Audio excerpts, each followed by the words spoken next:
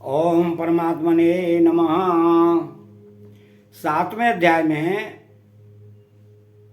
विदुर जी ने कुछ प्रश्न किए तो श्री सुखदेव जी कहते हैं कि मैत्रेय जी का यह भाषण सुनकर बुद्धिमान व्यासनंदन विदुर जी ने उन्हें अपनी वाणी से प्रसन्न करते हुए कहा। विदुर जी ने पूछा कि ब्राह्मण, भगवान तो शुद्ध बोध स्वरूप निर्विकार और निर्गुण है, जिनके साथ लीला से श्री गुण और क्रिया का संबंध कैसे हो सकता है। बालक में तो कामना और दूसरों के साथ खेलने की इच्छा रहती है, इसी से वो खेलने के लिए प्रयत्न करता है, किंतु भगवान तो स्वतः नित्य तृप्त पूर्ण काम और सर्वदा असंग हैं। वे क्रीड़ा के लिए भी क्यों संकल्प करेंगे। भगवान ने अपनी गुणमयी माया से जगत की रचना की है, उसी से वे इसका पालन करते हैं और फिर उसी से संहार भी करेंगे। जिसके ज्ञान का देश काल अथवा अवस्था से अपने आप या किसी दूसरे निमित्त से भी किसी लोप नहीं होता, उनका माया के साथ किस प्रकार संयोग हो सकता है। एकमात्र ये भगवान ही समस्त क्षेत्रों में उनके साक्षी रूप से स्थित हैं। फिर उन्हें दुर्भाग्य या किसी प्रकार के कर्मजनित क्लेश की प्राप्ति कैसे हो सकती है। भगवान, इस अज्ञान संकट में पड़कर मेरा मन बड़ा खिन्न हो रहा है। आप मेरे मन के इस महान मोह को कृपा करके दूर कीजिए।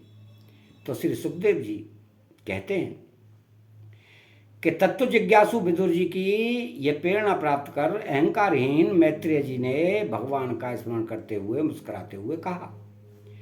मैत्रेय जी बोले कि जो आत्मा सबका स्वामी और सर्वदा मुक्त स्वरूप है, वही दीनता बंधन को प्राप्त हो, यह बात युक्त विरुद्ध अवश्य है, किंतु वस्तुतः यही तो भगवान की माया है। जिस प्रकार स्वप्न देखने वाले पुरुष को अपना सिर कटना आदि व्यापार न होने पर भी अज्ञान के कारण सत्य व्रत भासते हैं, उसी प्रकार इस जीव को बंधन आदि न होते हुए भी अज्ञानवश भास रहे हैं।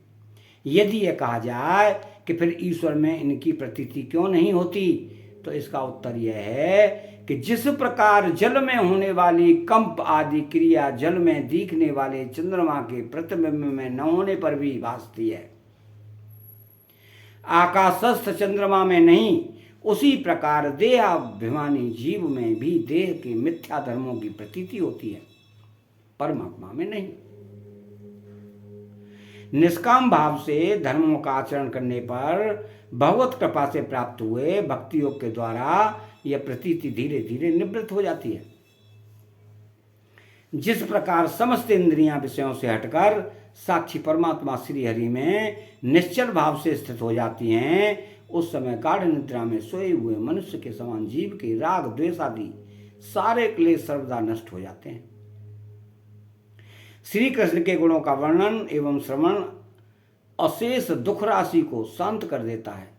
फिर यदि हमारे हृदय में उनके चरण कमल की रज के सेवन का प्रेम जग पड़े, तब तो कहना ही क्या है। विदुर जी ने कहा कि भगवान, आपके युक्ति युक्त वचनों की तलवार से मेरे संदेह छिन्न भिन्न हो गए हैं। अब मेरा चित्त भगवान की स्वतंत्रता और जीव की परतंत्रता दोनों ही विषयों में खूब प्रवेश कर रहा है।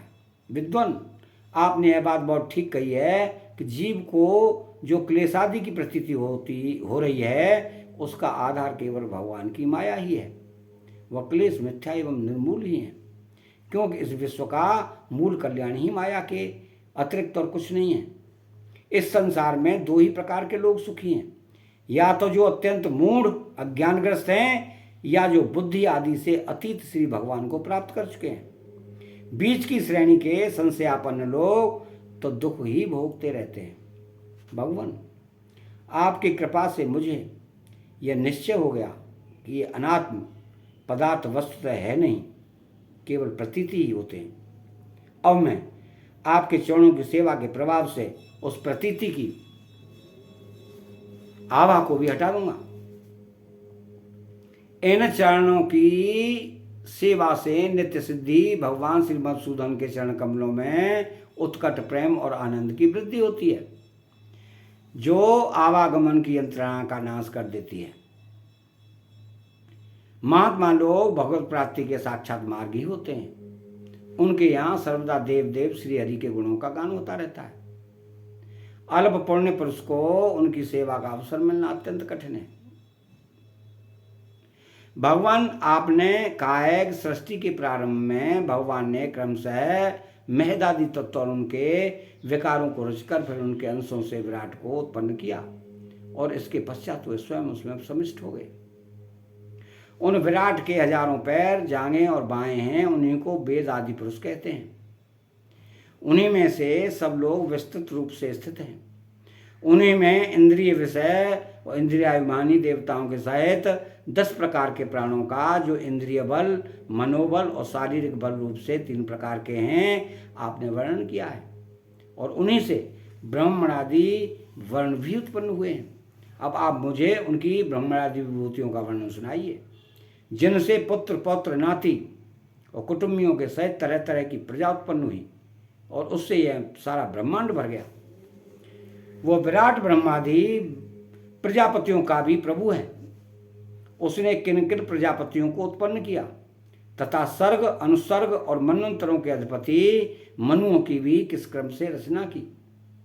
मैत्रेय जी, उन मनुओं के वंश और वंशधर राजाओं के चरित्रों का पृथ्वी के ऊपर नीचे के लोगों तथा भूलोक के विस्तार और स्थिति का भी वर्णन कीजिए तथा यह भी बताइए कि त्रियक और पक्षी तथा जरायुज, स्वेदज, अंडज और उद्वज, ये 4 प्रकार के प्राणी किस प्रकार उत्पन्न हुए। श्री हरि ने सृष्टि करते समय जगत की उत्पत्ति, स्थिति और संहार के लिए अपने गुणावतार ब्रह्मा, विष्णु और महादेव रूप से जो कल्याणकारी लीलाएं की, उनका भी वर्णन कीजिए। वेश, आचरण और स्वभाव के अनुसार वर्णाश्रम का विभाग, ऋषियों के जन्म, कर्मादि, वेदों का विभाग, यज्ञों का विस्तार और योग का